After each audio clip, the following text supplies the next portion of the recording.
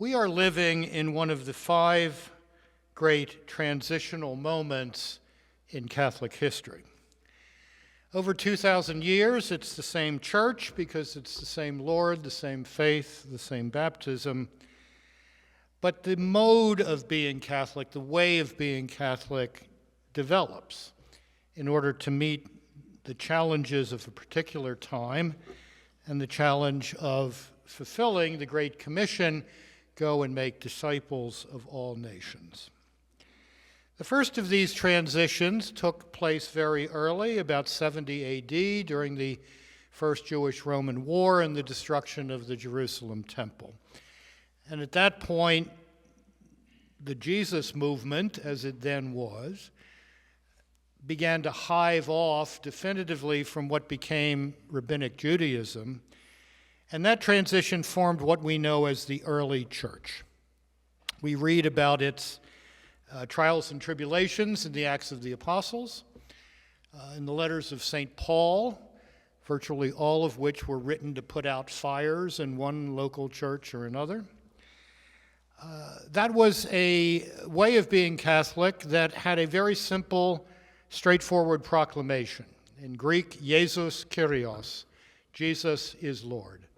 That was the basic kerygma, the basic message of the early church. And with that message, historians now suggest, that early church, from a couple of dozen nobodies on the east end of nowhere in the middle of the 1st century, by the beginning of the 4th century, had converted between 1/3 and 1/2 of the Mediterranean world.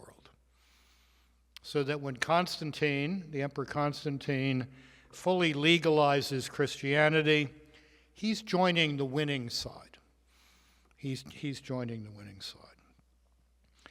That early church then gave way to, even as it gave birth to, what we know as patristic Christianity, the Church of the Fathers, the Church of Ambrose and Augustine and Gregory of Nazianzen and Gregory of Nyssa and Basil the Great, and all of those wonderful Christian leaders who, in conversation with classical culture, translated that basic kerygma, Jesus is Lord, into creed and doctrine. And we're marking this year the 1700th anniversary of a crucial moment in that process, when the First Council of Nicaea, meeting in 325 AD, produced the Nicene Creed, which we recite every Sunday and on solemnities like the Feast of St. Joseph, and next week, the Annunciation of Our Lady. The Church in active dialogue with classical culture. Patristic Christianity had a good run of about 500 or 600 years, and then towards the end of the first millennium, it gave way to, even as it gave birth to, what we know as medieval Christendom, the church of the Middle Ages, the church that is embodied physically in the great Gothic cathedrals of Europe, which I'm sure many of you have visited. This was a way of being Catholic that had effected the tightest synthesis of church, society, and culture that has ever been achieved. And those cathedrals are an embodiment of that. I mean, if you go to Chartres Cathedral, arguably the most beautiful space in the world, and after an hour or so of being overwhelmed by that magnificent light filtered through that extraordinary glass, you start looking more closely at the windows. And at the bottom of many of those windows are images of the guild, the particular group of workers or artisans that had sponsored that window. So you've got the Bakers Guild and the Farriers Guild and the Plumbers Guild, if they had plumbing in those days, which I doubt. The Lawyers Guild, I'm sure, was there. There was no electric car guild in those days, so there was no Elon Musk window in Chartres. Okay, what does that symbolize? Well, you've got art, culture, the beautiful glass. You've got society, these guilds of people doing various jobs. And it's all in aid of proclaiming the gospel, because the windows of Chartres Cathedral, like the windows of virtually every other Gothic cathedral, were little catechisms. In an age where most people were illiterate, you learned the faith by looking at these stories. When I was a boy growing up in Baltimore a while ago, if you were a kid interested in history, as I was, the good sisters would often give you a book called The 13th, the Greatest of Centuries, which is actually still in print. It's like in its 52nd printing now. It's a bit overwrought literarily. It's kind of Baroque 1920s Catholic prose style. Has lots of interesting things in it when I looked at it recently a couple of years ago, including the fact that it's very interesting given the present distress, Mike was speaking of schools, on campuses. The Catholic Church invented the university, and it invented it as a place of free and robust exchange, not of cancel culture. In any event, I'm looking at this book, The 13th, the Greatest of Centuries, and my wife says, "What are you reading?" I said, well, 13th, the Greatest of Centuries, interesting idea, but to have a really great century, you would have to add on modern dentistry, anesthetics, and single-barrel bourbon. And then you've got yourself a really great century.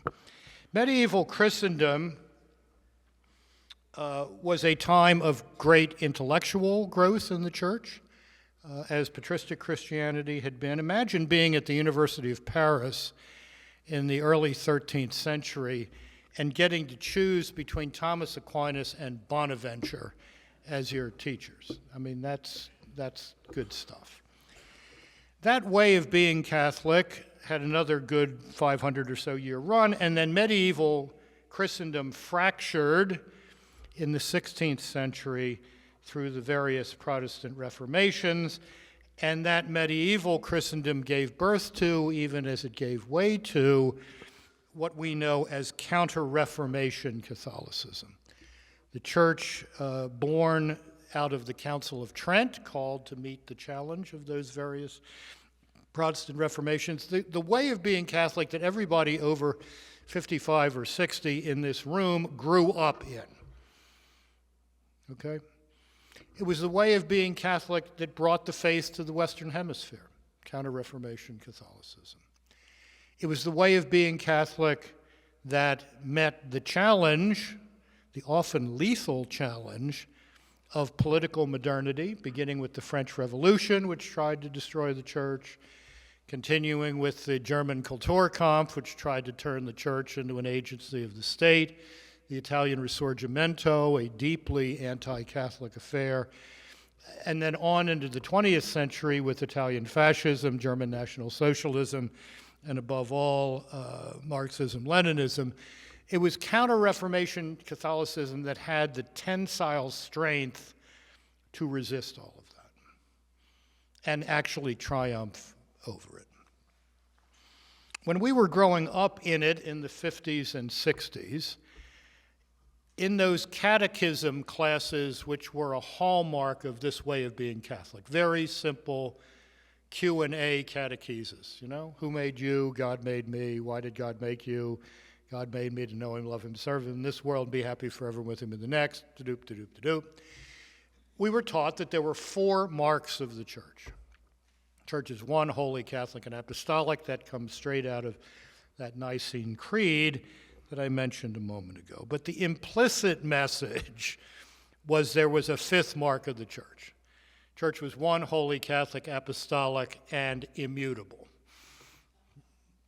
Was always, this is the way it has been, this is the way it's always going to be. And yet we now know in retrospect that we were living in the last decades of that way of being Catholic. The change, the 5th great change through which we are living today, is from the church of the Counter-Reformation to the church of the new evangelization, what John Paul II called the new evangelization. I won't go through how all of that lined up or unfolded. I'll simply say it did not begin at the Second Vatican Council. It began with the election of Pope Leo XIII in 1878. But John Paul II turbocharged this transition of the church into a full-blown missionary endeavor in 1991 with the encyclical Redemptoris Missio, the mission of the Redeemer, which taught three great themes. First, the church does not have a mission, as if mission were one of a dozen things the church does. The church is a mission. The raison d'etre of the church is to be a mission. It's to offer others what we have received, the gift of friendship with Jesus Christ, the incarnate Son of God. Secondly, second great theme, everyone is a missionary. Those of us who grew up in that Counter-Reformation way of being Catholic knew that missionaries were brave men and women who went to exotic parts of the world. I often describe them as the parts of the world where the nuns used to cut the pictures out of National Geographic so the seventh grade boys wouldn't get too excited here, you know. That's what a missionary was, and that's what mission territory was. And we had to, everybody remember, we're in Lent, the Holy Childhood Society. Remember that? Who used to put nickels and dimes into their little Holy Childhood Society cardboard thing? And if you, for those of you who did not have the privilege of participating in this, if you saved $5, which is a lot of money in 1958, especially if you were 7 years old, you got to, and I am using the literal language of the day, name a pagan baby. Got a little certificate saying, thanks to your generosity, you have named a pagan baby, you know, Athanasius or something. I have had the great privilege of working for the past 15 years now, 10 years, with many leading figures of the church in Africa. These are great men. They may well save Catholicism over the next 80 years. But I have to say I am deeply tempted at several points with several of these guys who have become very good friends to say, "Are you my pagan baby?" Because many of them are indeed first and second generation Christians. I mean, one of these guys baptized his own parents. I mean, "Are you my pagan baby?" That's good. John Paul II had a different view. Every one of us received a missionary mandate on the day of our baptism. Through our parents, through our godparents, but we got the Great Commission, go and make disciples of all nations, on the day we were baptized. I apparently took umbrage at this because, according to family legend, I screamed so loudly at my baptism that my cousin Judy hid in the confessional at St. Philip and James Church in Baltimore. And the third great theme of Redemptoris Missio is that everywhere is mission territory. Mission territory is not just places where the gospel has not been proclaimed before. Mission territory is your kitchen table. It's your neighborhood. It's your business. It's your life as a consumer. It's your life as a citizen. Everywhere is mission territory, and as John Paul II insisted, the laity are especially equipped to penetrate many sectors of society with the leaven of the gospel. And it's our obligation to do so. So that's where we are today. We are living in the beginnings of the era of evangelical Catholicism. And if you look around the world church, there's a very simple way to divvy things up. The places in the world church that are living, vibrant, having an effect on culture and society, growing the church, are those places that have taken this vision of a new evangelization seriously, whether that's like this great Arlington diocese, or the growth of the church in sub-Saharan Africa, which will be the demographic center of world Catholicism within 50 years, and all points in between. Without exception, the growing parts of the world church are those that have embraced this notion of missionary discipleship for everyone, and mission territory is everywhere. And the dying parts of the world church are those that continue to try to make the failed project that I have called for 20-some years now, Catholic Light, work.